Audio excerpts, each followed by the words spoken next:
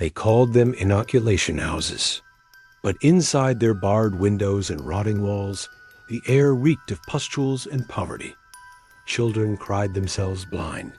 Mothers held still as their skin blistered and sloughed. Outside, behind silk curtain, carriages, the rich watched curious, horrified, entertained. These were not hospitals. They were stages of suffering, human experimentation masquerading as salvation. And for the poor, there was no exit, only the promise of scabs and scars. If they survived, before we dive into these forgotten stories of survival and sorrow, consider hitting that like button and subscribing. And tell me where you're watching from. I love knowing we're exploring the buried past together, across time and space. The year is 1721. A carriage groans through the London mist, its lacquered black body slicing through the damp air like a hearse dressed for a ball. Inside, a woman trembles beneath powder and perfume. She clutches a handkerchief to her mouth, not because she is ill, but because the city reeks. Outside, filth clings to cobblestones, and fever clings to the poor like a curse stitched into their skin. Smallpox, the word, falls like a stone in the throat. It does not discriminate in theory. It blisters kings and cobblers alike. But in practice, disease is not a great equalizer. It is a mirror, and in that mirror, the poor saw death. The rich only saw a reflection they feared. In the alleys of Spitalfields. Children with hollow cheeks and raw red skin stumbled like ghosts. Their mothers, faces half gone to swelling, moaned through scabs as thick as bark. The air was heavy with rot sweet like meat gone wrong. And yet, just 5 blocks west, behind thick velvet curtains and polished banisters, ladies in silk debated the dignified suffering of ancient Rome, while sipping chocolate brought from warmer shores. For the poor, smallpox was not an idea. It was a neighbor, a bruise that turned to fire, a prayer screamed into a pillow while pus pooled in the eyes of a child too weak to cry. Some called it the speckled monster. Others simply called it judgment. A rich man could afford to hide. He could flee to the countryside at the first rumors, sequester his children in manor houses, breathe in lavender sachets, and never once look at the dying. But for the shoemaker, the washerwoman, the weaver who slept 5 to a bed, there was no escape. Infection spread with the same breath they shared. Even the look of the disease told a story of class. A noble woman who contracted smallpox might heal with milk baths, silk bandages, and lemon water. She'd emerge scarred, perhaps, but not disfigured. Her face powdered thicker, her portraits retouched. A maid infected in the same house? She'd be cast out before the scabs even crusted. Her name forgotten before her body cooled in the courts. Of Europe, physicians debated variolation cutting the skin to insert dried smallpox scabs, hoping for a gentler illness. It was revolutionary. It was dangerous, and it was rarely first attempted on those with titles. No, the theory was born in letters and parlors, but its testing ground was flesh the world was willing to lose, flesh that no one remembered. Outside, the Royal Exchange, men sold pamphlets with illustrations of pocked faces, monstrous with sores. Some were exaggerations, many were not. Artists sold them as caution, but they also sold them as spectacle. Misery turned into commerce, pain into profit. Inside the city's drawing rooms, where the fire never went out, the upper class whispered of the transformation brought by smallpox. They spoke as if it were alchemy, not agony, as if death could be aestheticized when it stayed outside their gates. But when it did enter, when a young heir fell ill, the house would fall into mourning before the first fever broke. Doctors summoned with haste, every remedy tried, no matter how absurd. Cow dung poultices, mercury pills, bleeding by candlelight. And if the child survived, if the face was not ruined, They would say God was kind, but no one said God was kind in Whitechapel. No one said anything, because in the slums, silence was how you learned to survive. They wore the smell of disease like another layer of skin. They learned to recognize the fever in the whites of the eyes. They knew when not to touch, when to run, when to dig. The graveyards filled faster than the ledgers, and all the while the rich watched from behind glass, wondering if they would be next, wondering how long they could hold the world at bay, wondering, perhaps, if the poor were simply built to endure such things. They weren't, but they didn't have a choice in this world. A pockmarked child wasn't seen as tragic. They were seen as common, as inevitable, as expendable. One was soothed with cool linens and lavender. The other burned in their fever until the end. This is where our story begins. Not with science, not with triumph, but with division. With two worlds bound by blood and air, but held apart by coin, by comfort, by the illusion of immunity. Because smallpox didn't care who you were, but society did, and it decided quietly, cruelly, completely, who would face the monster first. It began with hope, quiet, desperate, and soaked in blood. They said variolation was salvation. That if you cut a wound just wide enough to press in dried scabs from a survivor's flesh, your own body would learn the fire without burning in. It was not mercy. It was controlled suffering. And someone had to suffer first, but not the Duchess, not her son, not the men who theorized in open libraries with ink-stained fingers and silver-tipped QILLS. No, before any noble child would face the blade, someone else would have to prove it wouldn't kill them. So they turned to the poor and called it science. In the back streets of London, word spread like fog. There was a place where the sick were made sicker, where doctors paid you to let them slice open your skin and push death inside. They called them hospitals, but they didn't look like healing. They looked like waiting rooms for judgment. Low buildings, lime-washed and silent, with shutters that stayed closed even on bright days. The scent of vinegar and sweat leaked from the cracks. Inside, the beds were narrow, the blankets damp. No candles burned at night. Only the soft moans of those enduring fever, chills, pustules, and prayers no one answered.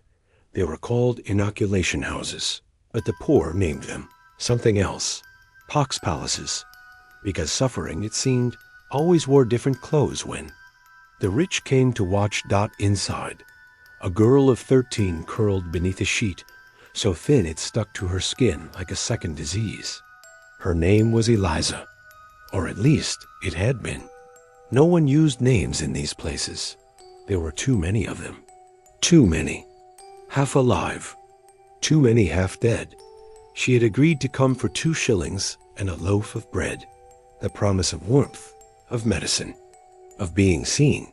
Instead, she was opened. The physician didn't look at her eyes, only at her arm, with the indifference of a butcher. Choosing a cut, he found a patch of pale skin just above the elbow and made a slice clean, practiced. Then he pressed a dried crust of someone else's disease into the wound, bound it with linen, and left no words, no reassurance. Just the assumption that her body would obey. Around her, other children shifted in beds. Orphans, servants, prostitutes, bastards no one had come to claim. Their bodies were currency, their pain collateral. Some of them whispered to each other. At night, others stared blankly at the ceiling, lips cracked, eyes swollen shut. A few scratched their scabs until blood ran down their wrists. But they were not abandoned. Every afternoon, carriages arrived. Ladies stepped out in silks. Gentlemen in powdered wigs, gloved hands covering their noses. They came to observe, to inquire, to decide.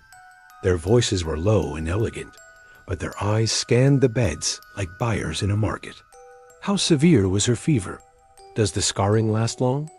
That boy, he took the inoculation last Tuesday, didn't he? Still breathing? Eliza once locked eyes with a woman in green satin. For a moment, neither blinked. Then the woman turned away and said, "That one's coloring is quite unpleasant." And just like that, Eliza stopped existing.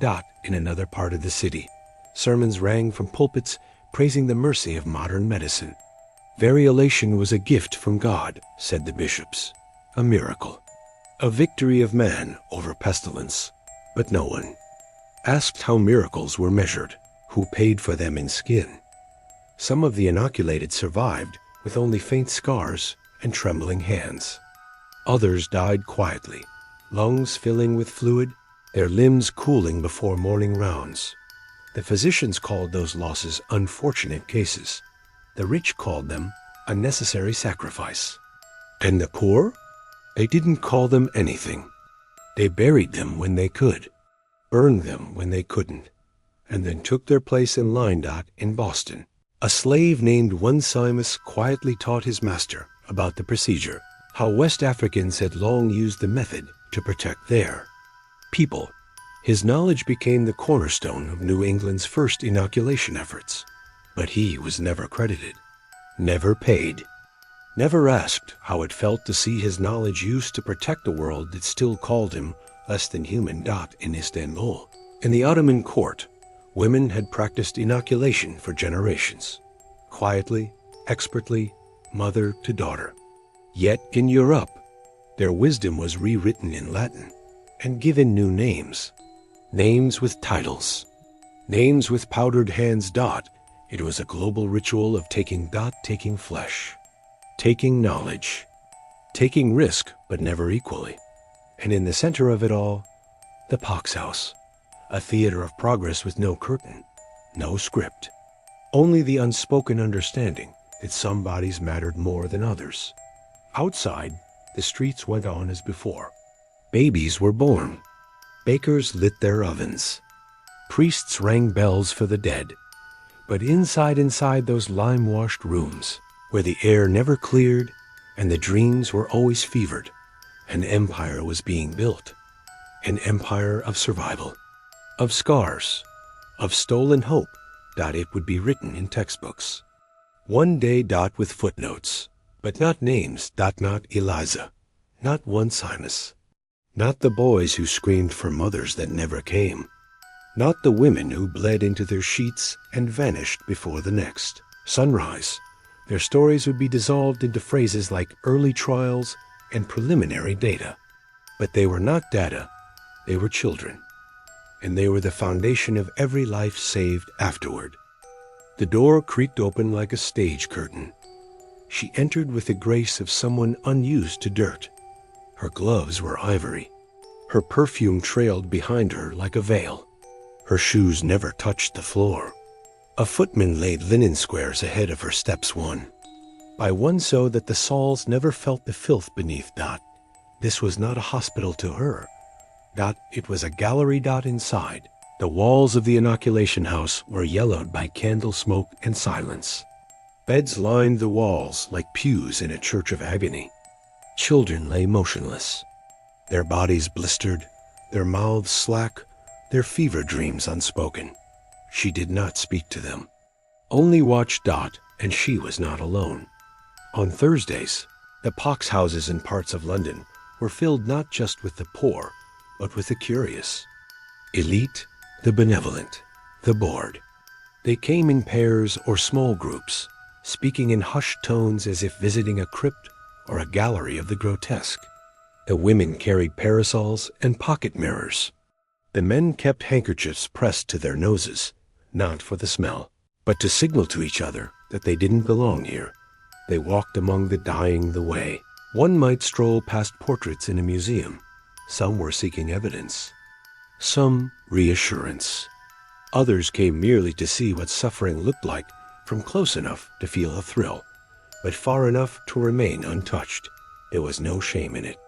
Not then. To watch someone else suffer was not considered cruelty. It was caution, observation, research. A theater of risk where the performers could not leave the stage, and the audience never clapped Dot in one corner of the room. A young maid named Anne had been inoculated 5 days earlier. Her face had changed, once round and soft, now raw and swollen. Her tongue too large for speech. Her hands twitched with fever, fingernails blackening. Her employer stood over her bed with a physician. "Will it disfigure her?" the woman asked, not with concern, but calculation.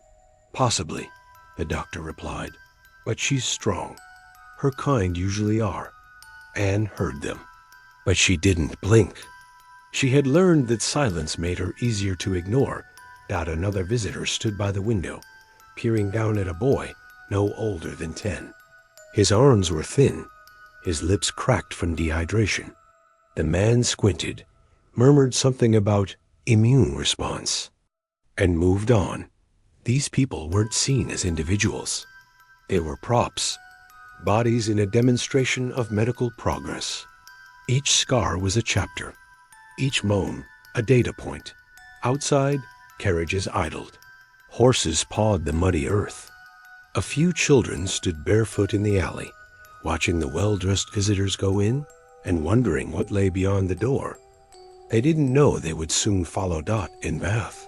In Paris, even in the colonies, the same rituals played out. The rich needed proof that the poor could endure inoculation. Only then would they consider it for their heirs. But they didn't want letters or ledgers. They wanted bodies. They wanted to see the sores, Dot, to smell the fear, Dot to witness the transformation with their own eyes. Like pilgrims before a bleeding Saint Dot sometimes, they brought their own servants to be inoculated, not out of charity, but as test subjects. They'd wait, watching them writhe through windows or behind curtained doors. And if the servant survived, then the child of the house would be sent, safely, with confidence. On the backs of someone else's pain, Dot, it was, in a way, a ritual of substitution. Like biblical scapegoats, one sacrificed, one saved. Some of the elite cloaked their voyeurism in philanthropy. They donated sheets or lemon water or new pots, but they rarely touched the patients. They did not clean the blood from the floors. They did not lift the ones who collapsed in the hallways, shaking and choking and lost. They left that to the midwives, to the nurses paid a penny a day, to the bodies already marked for ruin. There was a strange power in watching suffering, a distance that made people feel superior like gods. Viewing a storm from above, Dot, they could claim compassion without enduring the wind. They could call it progress without knowing its cost. And so the rooms became darker, not just with disease, but with eyes. Watching, always watching, but never weeping. The children began to notice. Some turned away when the visitors came. Others stared back silent, defiant, daring them to flinch. Few did. Pain, when worn by the poor, was not obscene. It was expected. It was almost art. One physician noted in his diary that the visitors observed with great interest the manner in which the swelling first took the eyelids. He wrote it like a painter, describing the layering of pigment. A technique, a marvel. They weren't monsters, these visitors. They simply couldn't feel what they refused to imagine. They had never shivered alone in a bed soaked with sweat and fear. They had never tasted their own blood from bitten tongues. They had never begged for water and received only glances. And when they left, they returned to parlors and parlance. They poured tea. They described the harrowing sight. They shook their heads. They told themselves they'd done their part. They called it bravery, faced such horror with poise. But they never stayed past dusk. They never stayed when the lanterns dimmed and the fever peaked. They never heard the cries that came just before dawn, when the soul fights hardest to stay inside the skin. They saw the suffering, but they never saw the people. The ship was silent at dawn, not with peace, but with the muffled dread of children too young to understand their purpose, and too old to believe it would be kind. Below deck, 22 boys slept in rows, skin pale with salt, hair stiff with sweat. They had no luggage, no surnames, no mothers waiting at the end of the sea. What they carried was not cargo. It was disease. Spain called it mercy. History called it science, but it began as a bargain. Flesh for progress. It was 1803 when King Charles IV authorized the Royal Philanthropic Vaccine Expedition. His daughter had been spared the ravages of smallpox by the cowpox vaccine, thanks to Edward Jenner's discovery in England. And now, the king wanted to share this gift with the colonies, across the Atlantic, across mountains and jungles, to Cuba, Colombia, Peru, Mexico, the Philippines. But the vaccine couldn't survive in a bottle. It needed living tissue, a human chain to keep it alive. And so they chose the orphans. They combed the streets and poorhouses of La Coruca, gathering boys no one would miss. Ages 3 to 9, small arms, smooth skin, innocent shoulders. Their job was simple, if unspoken: carry the vaccine in their bodies. One boy would be infected with cowpox. When his pustule ripened, it would be opened and the fluid transferred to the next boy, and so on across oceans, borders, time zones. They were called Los Niños de la Vacuna, the vaccine children. They were not asked. They were not told the risks. They were not promised anything but bread and sea air. And they went. On the ship, they were washed, lined up, inspected like livestock. The royal surgeon Francisco Xavier de Bomis walked among them with a gloved hand and a steel blade, checking the swell of infection, the color of each boil. He never learned their names. To him, they were vessels, warm bodies in a chain of survival. Some cried when cut. Others flinched in silence. One boy tried to jump overboard the third night. They pulled him back, lashed his hands to a post, and carried on. By the time the ship reached the Caribbean, the chain was intact, and the children were not. They were weary, sore, shaking from the voyage, their eyes hollowed by salt, their dreams filled with faceless watchers and searing wounds. But the fluid was still alive inside them. So the mission was declared a success. In Cuba, a nobleman's son received the vaccine drawn from a poor boy's arm. No gratitude passed between them, only fluid, only the silent, invisible ghost of a disease that had once scorched entire continents. Elsewhere in the empire, the same logic unfolded. In British Jamaica, enslaved African children were used to test and transport inoculations. Their skin was darker, their screams unheard. Planters allowed them to be cut, infected, studied, so long as it meant their valuable labor force would survive the next outbreak. They were not healed. They were preserved. In Spanish missions across Mexico and the Andes, indigenous children, some captured, some orphaned, some taken by church decree, were conscripted into inoculation caravans. Donkeys carried medical supplies. Children carried disease. A Jesuit noted in his journal, "The little ones resist bravely. Their pain is offered to God." But God didn't answer. Not when the fever took hold. Not when a child collapsed mid-journey, his pustules still ripe, his body no longer needed. He was buried in silence. The chain passed to the next. In the Philippines, a boy was forced to sleep alone in a room so that his pustules would not dry before they could be harvested. He woke one morning with ants on his chest and a priest whispering prayers beside his cot. He was 7. None of them chose this. They were taken for the good of the empire, for the health of others, for an idea of progress that always cost someone else's blood. And yet, paradoxically, hauntingly, the vaccine saved millions.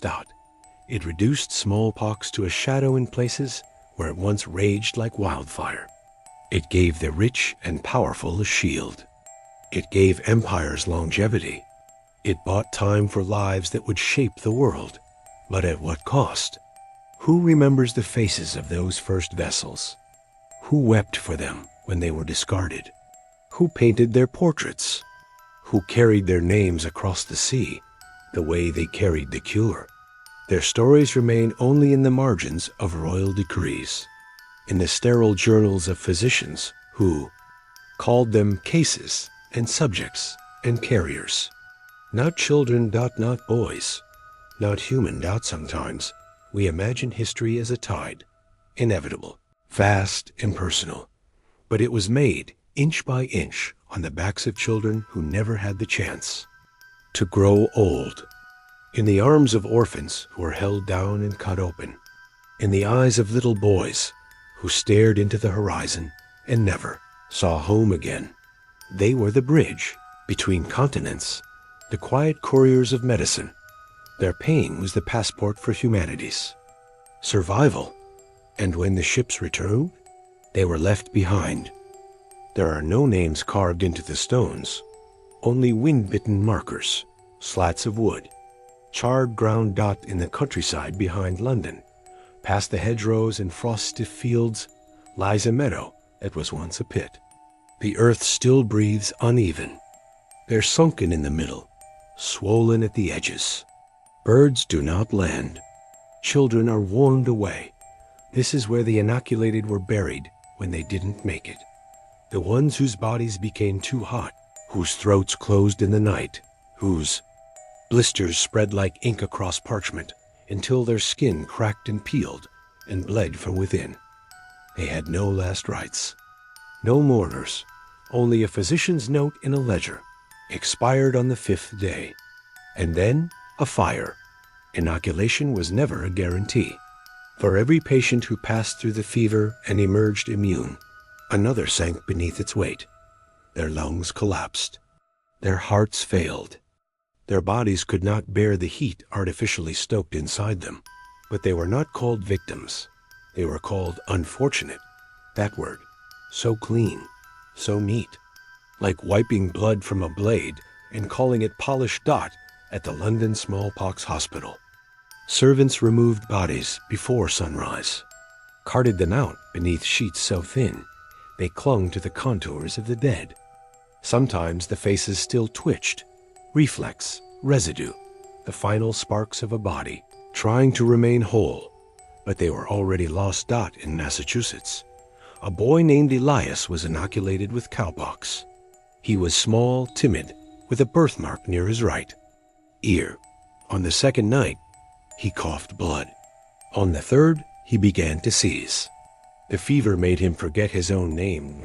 By the 5th morning, his hands were cold. The doctor marked him as a failed host. The fluid in his pustules had dried before they could be harvested. His body was wrapped and burned.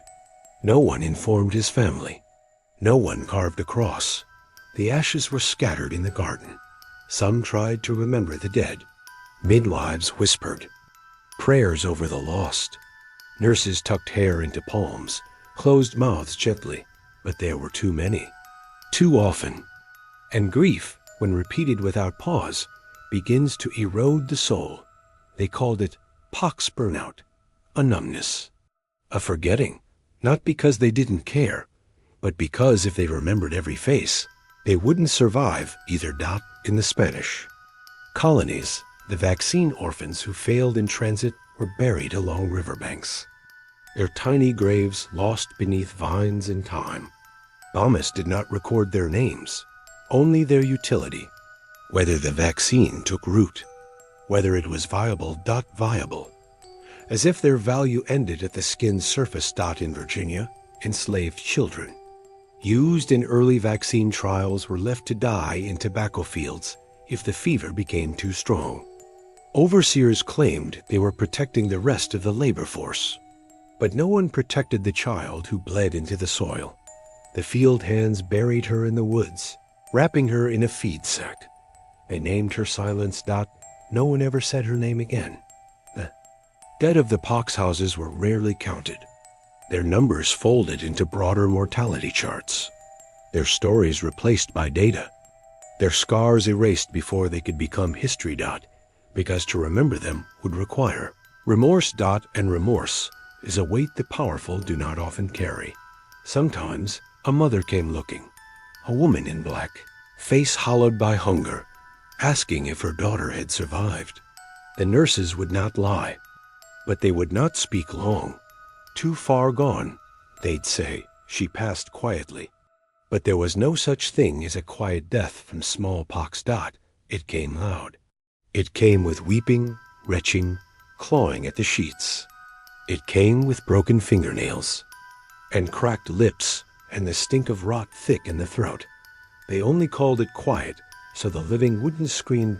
In the end, these forgotten dead became the mortar of medicine. They held no plaques, no eulogies, no statues of progress bare their faces. But without them, the disease would not have been defeated. Their deaths bought time, bought courage, bought certainty for those who followed. Still, they are not remembered in lectures. Not named. In archives. They are only felt in the silence between medical triumphs, in the pause before a celebratory speech, in the airless moment when we ask ourselves, was it worth it? To sacrifice 100 children for the lives of thousands? To bury the poor in the name of protecting the rich?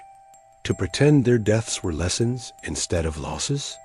History will not answer, but the earth remembers. Every field where ashes fell, every pit dug in haste, every wooden marker long since rotted. Into the ground. They remain, and the wind that moves across those graves does not sound like peace. It sounds like weeping. She emerged from the fever like something unearthed from fire. Her hair had fallen out in clumps. Her breath was shallow.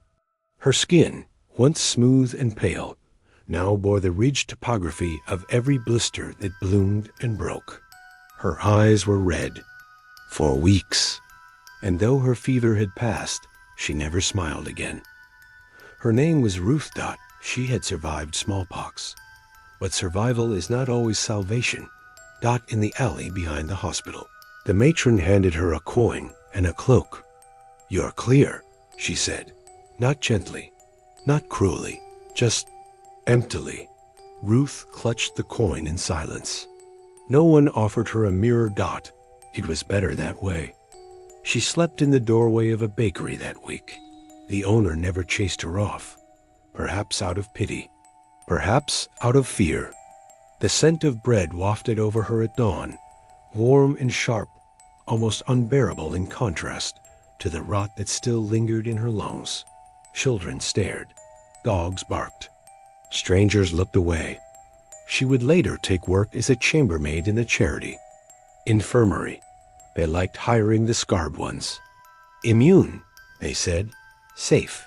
Already touched by fire. She cleaned bedpans, folded blood-stained linen, whispered lullabies to patients who wouldn't wake. No one ever asked what it was like on the other side. And Ruth never told them. There were thousands like her marked, altered, walking proof of pain. Survivors who had no homes to return to. No beauty left to shield them. No legacy beyond the hushed phrase. She's had it already. They weren't feared anymore. They were just forgotten. But not everyone who lived bore scars. Behind mansion walls, the story unfolded differently. The nobility had inoculated in private quietly, with doctors paid in gold and promises. There, children were dosed with care, fed broth from silver spoons, watched closely for fever, swaddled in lavender and lace. When they recovered, the experience was spoken of in refined tones. She handled it bravely, a mother would say at a dinner party. Quite composed, only a few days of discomfort. They never mentioned pus, or vomiting, or the stench of rotting flesh. Their daughters still attended dances. Their sons still posed for portraits. If scars did form, they were powdered over, or painted out, but the poor could not afford to be repainted. Their scars were real estate etched into cheeks, chins, lips, eyelids. A visible history, a reminder of their place. Some were cast out from households they had served for years. The sight of them deemed too unpleasant for the parlor, too grotesque for company. Others were forced to hide, to wrap their faces in cloth, to work nights, to live in shadow. One girl, Mary, was called Pockface, so often that she forgot what her mother once named her. She worked the docks by dusk, her back turned, her face always covered by a black veil. She never married. No one ever asked. But she lived, and that was enough, wasn't it? Those who survived the fire carried not just the memory, but the weight of being alive when so many weren't. They walked like borrowed time haunted, grateful, angry, numb. A few formed circles, sharing tea and silence. They never spoke of the worst night. They didn't need to. It was written in their posture, in the way they reached for bread, in the way they flinched at sudden warmth. And yet, in the parlors of the powerful, the word smallpox gradually softened, became a whisper of the past. Something conquered, overcome. They credited the vaccine. They toasted progress. But they did not toast Ruth, or Mary, or the boy buried by the river, or the girl burned in the pit behind the hospital. The cure became legacy. The scars did not. So we return to the question no one wants to ask. Who truly gets to heal? Is it the one whose fever breaks? The one who walks again? Or the one who never has to carry proof on their skin? In a world divided by walls, by wealth, by what is seen and unseen, the answer is not so simple. Because healing, too, has a hierarchy. And sometimes survival leaves deeper wounds than death ever could. The skin forgets slowly, even after the wounds have closed, even after the fever breaks, even after the mirror stops shocking you. The skin remembers quietly, in the ridges, in the shine, in the way people glance too long, then look away too. Fast. And beneath the skin. Memory lingers in places language cannot reach. Today, the smallpox virus is gone from the world, eradicated. Buried deep in frozen vaults, its threat reduced to code, its power locked behind steel and science. The vaccine worked. It saved billions. It protected empires. It rewrote the map of death. But it did not erase how it began. No. Monument stands for the child who died to perfect the method. No museum preserves the sweat-soaked mattress of the orphan. On Bomis's ship. No plaque bears the names of those who carried the cure in silence. Instead, we inherit the comfort, the immunity, the luxury of not having to fear pustules in the night or fever that boils the eyes blind. We walk through airports. We kiss foreheads. We survive. But someone else paid. And history clean, triumphant, precise refuses to remember how, not because it forgot, but because it chose silence, because silence flatters progress, because a story without blood is easier to tell in textbooks, because to admit the cost is to stain the pride that comes with triumph. In medical journals, the past is summarized in terms like early trials, acceptable risk, controlled variables. There are charts, mortality tables, calculations. But no one draws the trembling hand of a girl waiting for her incision. No one notes the moment a mother's scream was muffled by a priest's palm, so her child would not resist. No one records the silence of the survivors, not the words they never spoke, not the mirrors they covered, not the laughter they stopped believing they could. Earned. Progress is often measured in statistics, but pain is not, and so it disappears, erased not by accident, but by design, because it is easier to celebrate clean victory than to confront messy debt. We live in a world built on the backs of invisible carriers, not just of disease, but of responsibility. The poor, the enslaved, the orphaned, the expendable. Their bodies were bridges, their suffering scaffolding, their scars unseen. An unspoken form, the quiet foundation of the world we now call safe. And yet we speak only of the genius, of the method, of the moment the needle turned fear into protection. We do not speak of Ruth, of Anne, of Mary, of silence, but they were there. Their bones still lie beneath hospitals, no longer standing. Their breath still lingers in the corridors, once soaked with vinegar and prayer. Their eyes, if ever painted, were painted over. And still, they echo in every clean syringe, in every whispered reassurance. It's safe now. Safe for whom? History bends toward comfort, toward the polished, the palatable, the noble. But the echoes are stubborn. They rattle the floorboards of progress. They hum beneath the white coats. They ache quietly, and every story told without them. So what does it mean to remember? To truly remember? It is not enough to list the names. Most of them were never written. It is not enough to feel guilt. Guilt does not restore the face of a boy buried, nameless on a foreign shore. To remember is to change how we tell the story. To speak the pain alongside the praise. To honor the scars, not just the solution. Because if healing came from harm, then the harm must not be hidden. And if we stand on a platform of survival, we must know what lies buried beneath its stone. The world owes its immunity to the fire. And the fire burned real people, not ideas, not data. People. The past does not demand our shame, only our honesty, only that we speak the names history tried to silence. Only that, when we say we have conquered smallpox, we whisper too the truth beneath that victory, that it was not conquered freely. And that even as the skin clears, the echo remains.